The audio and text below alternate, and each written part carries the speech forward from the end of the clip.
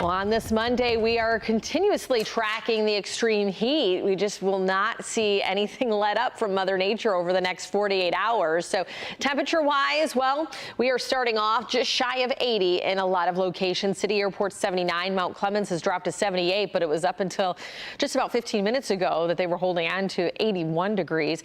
76 at Metro Airport, 77 in Pontiac. So it is a warm overnight into the early morning hours.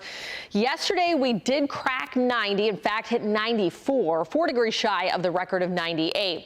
Today will be the third day in a row that we get into the 90s, but we have a better shot at breaking the record today. So current record stands at 95, and we're forecasting 97 for the afternoon high.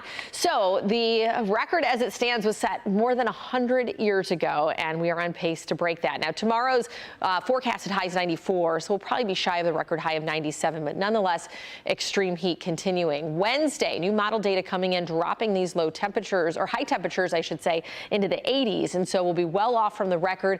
86 the forecasted high, but there are some models even dropping that as low as low 80s. So it'll be a nice break from what we've been stuck in. But extreme heat alerts until 8 o'clock on Tuesday include the extreme heat warning for the heart of the metro area and heat advisories into the outlying areas. The heat risk for today: all areas in red, which include the thumb down towards about I-94, under a major risk for heat-related illnesses. You get south of I-94, and we're talking extreme heat risk.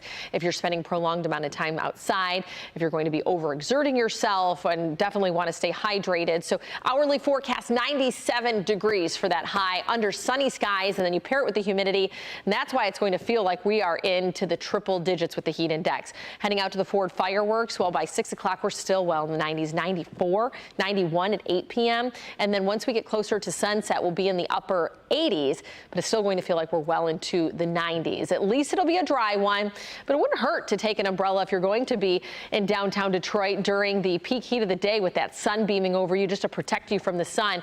So as far as protecting yourself from the heat and sun, you want to drink plenty of water, freeze some water bottles before you head out and put those in the cooler. Avoid alcohol. Apply your sunscreen every 2 hours, which should be SPF 30 or greater.